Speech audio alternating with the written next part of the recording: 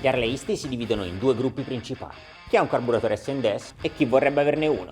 Perché parliamoci chiaro, chi non vorrebbe un pezzo di storia forgiato direttamente dalla passione e dall'ingegno dell'industria americana? Quindi, cosa trattiene le persone da montarne uno? Lo sapete perché lo sapete. Quando poi l'allineamento astrale è sfavorevole. È più di 35 anni che viene prodotto, tanto che nel 2004 è anche stato migliorato. Ma evidentemente non è bastato.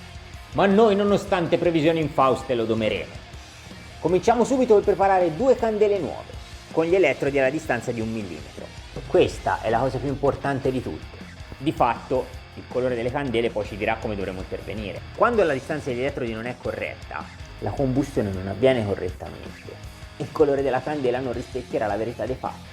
Quando la candela è bianca, manca benzina, quindi la carburazione sarà magra. Quando la candela è nera, ce n'è troppa, quindi la carburazione sarà grassa. L'obiettivo da raggiungere è il color nocciola, né grasso né magro.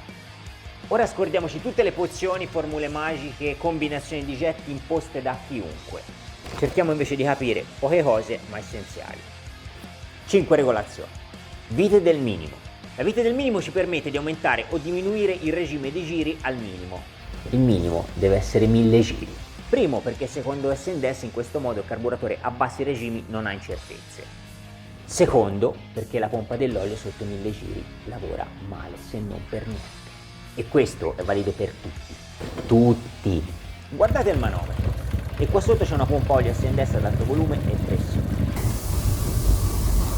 Regolazione miscela aria-benzina al minimo. Solo al minimo. 1000 giri. In senso orario si ingrassa, in senso antiorario smagrisce. Getto dei medi, getto del massimo. In entrambi i casi, cambiando il getto con uno di misura superiore, andremo ad ingrassare la miscela aria-benzina. Sostituendolo con uno di misura inferiore, andremo a smagrire. La pompa di ripresa ci permette di incrementare rapidamente la quantità di benzina all'interno del collettore. Tutte le volte che diamo un po' di gas, lei interviene. Di fatto, tutte le volte che diamo gas più velocemente in cerca dello scatto, lei è quella che ci fornisce la potenza necessaria. Con questa regolazione decidiamo la quantità di benzina che la pompa spruzzerà ad ogni accelerazione. In senso orario diminuiamo la benzina, in senso antiorario aumentiamo.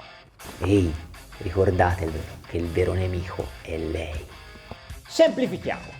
1000 giri al minuto, dove per modificare la carburazione dobbiamo agire sull'apposita vite di registro. Secondo S&S il getto dei medi regola fino a 3000 giri, mentre quello del massimo dai 3000 in su. Nel mio specifico caso però, avendo un carburatore costruito prima del 2004, secondo me il getto dei medi arriva fino al 2005 per poi lasciare spazio al getto del massimo. Però nei carburatori dopo il 2004 è presente anche un altro getto, ma in realtà è un freno aria. Freno aria non fa altro che spostare il range d'azione del getto del massimo, ma non è una regolazione indispensabile. Poi abbiamo la pompa di ripresa che interviene tutte le volte che abbiamo bisogno di potenza. La cosa migliore quindi è isolare le varie fasi. Chiudiamo la pompa di ripresa così che la benzina sia fornita solo dai getti. Cambiamo le candele.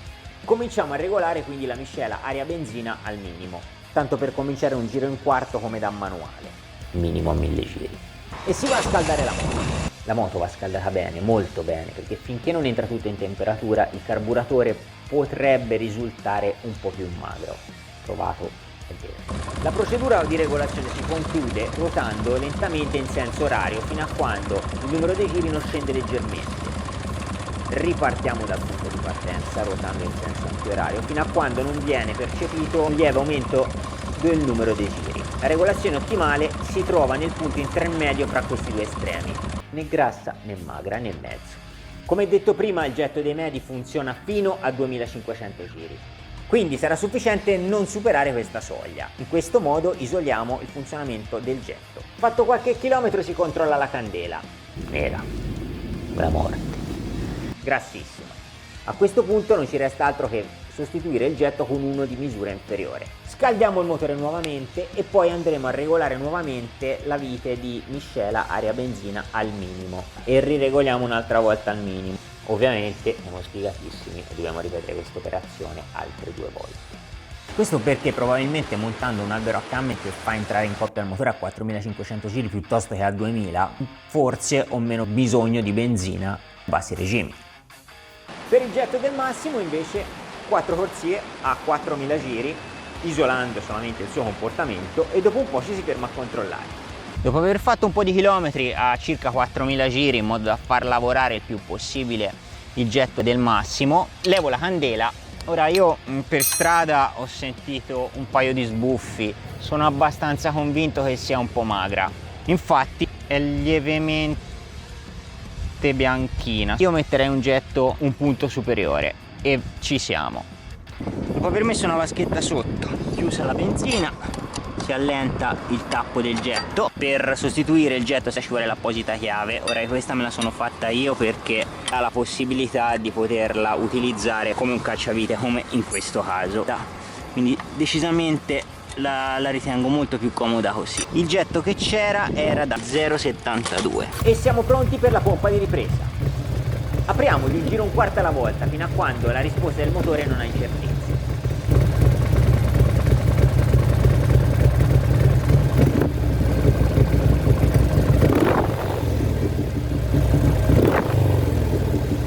Bene, fantastico, strepitoso, ce l'abbiamo fatta. Allora perché dopo la prima prova su strada la candela è nera? La spiegazione è molto semplice. Nella guida cittadina chiediamo sempre potenza alla pompa, in continuazione, un po' perché ce l'abbiamo di vizio e un po' perché effettivamente ne abbiamo bisogno. Tutte le volte che andiamo a dare quelle piccole manate di gas improvvise per avere quello spunto, andiamo semplicemente a spruzzare benzina all'interno del motore che ovviamente probabilmente non serve tutta. Qui arrivano le iniezioni elettroniche. Misurando la quantità d'aria in ingresso decidono quanta benzina dare, in modo che il rapporto stechiometrico, che non è altro che la miscela aria-benzina, abbia un valore ottimale per un'ottima combustione. Quest'ottima combustione ci porta soprattutto ad avere un motore che con meno benzina rende di più, oltre poi a inquinare molto meno, molto. Di fatto il problema grosso dei motori Harley è che hanno bisogno di tanta benzina perché sono grossi, sono pesanti. Per farvela breve, questo è l'albero motore di un twin cam. Ho visto camion con bielle più piccole. Per muovere tutto questo ci vuole benzina, che ovviamente non finisce in prestazione e quindi il motore è poco efficiente. E gli stati mondiali hanno deciso che le norme anti-inquinamento devono essere rispettate in determinati tipi di parametri e questi tipi di motori non ce la fanno. Harley sta cercando di mantenere lo stile, lo sta veramente cercando di mantenere, non è facile. Questo motore piace, è fantastico, ha una linea, un design, ma è obsoleto purtroppo. Ha resistito finché ha potuto, ha mantenuto lo stile finché ha potuto, adesso purtroppo è arrivato il momento di cambiare. Non divaghiamo troppo.